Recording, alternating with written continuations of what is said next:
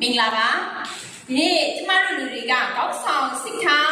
ရှိရမယ်ဆိုတာနဲ့ကျမတို့ကခေါင်းဆောင်တွေပဲခေါင်းဆောင်စိတ်ထားရှိရမယ်ကျမတို့ကခေါင်းဆောင်မဟုတ်ဘူးအဲ့လိုမျိုးစဉ်းစားတတ်ကြတယ်ဒါပေမဲ့ကျမတို့ကခေါင်းဆောင်မလုပ်ဘူး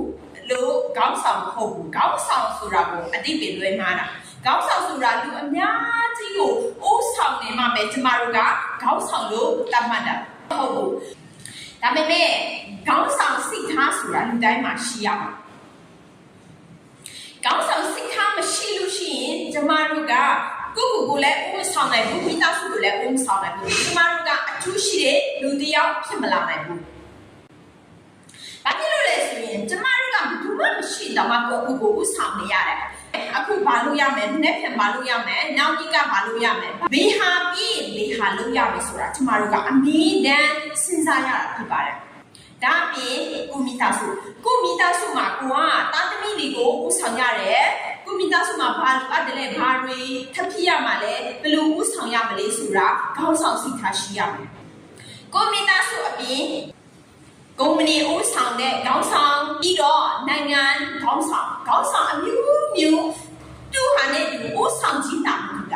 ကခေါင်းဆောင်စိတ်သက်ရှိရမယ်ကျမတို့ကခေါင်းဆောင်စိတ်သက်မရှိဘူးဆိုရင်ကျမတို့ဘဝတူတဲ့အောင်မြင်ဖို့အရင်ခက်တယ်ဘာဖြစ်လို့လဲဆိုတော့ကျမတို့ကခေါင်းဆောင်စိတ်သက်မရှိရင်ကိုယ့်ရဲ့ဘဝကိုတော့ကျမတို့ကောင်းမွန်ဦးဆောင်နိုင်ခြင်းမရှိလို့ရှိရင်ကျမတို့ကဘယ်လိုမျိုးနဲ့တူတဲ့လာမှုရှိနိုင်မှာလဲဒါကြောင့်မို့ခေါင်းဆောင်စိတ်သက်ဆိုတာကပြဿနာတွေကိုအတိတ်ကကောင်းဆောင်ခေါင်းဆောင်ရဲ့စိတ်ထားက9%တာပြဿနာအပေါ်မှာထားတယ်ကျန်တဲ့95%ကိုတော့ပြဿနာဖြေရှင်းတဲ့အပေါ်မှာပဲထားတယ်ပြဿနာဖြေရှင်းတဲ့အပေါ်မှာဆိုပြဿနာဖြစ်လာမှဖြေရှင်းတာမဟုတ်ဘူး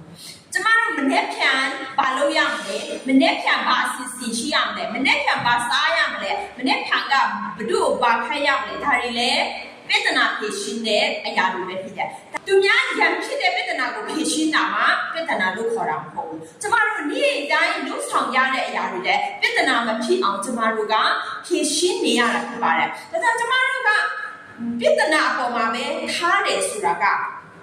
ဒီလူကိုကြည့်လိုက်တဲ့ဟာဒီလူက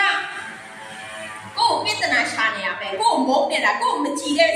မျက်လုံးနဲ့ကြည့်နေတာအဲ့လိုမျိုးတွေသူများကိုကြည့်လိုက်တိုင်းအပြစ်လုံးလိုက်တာ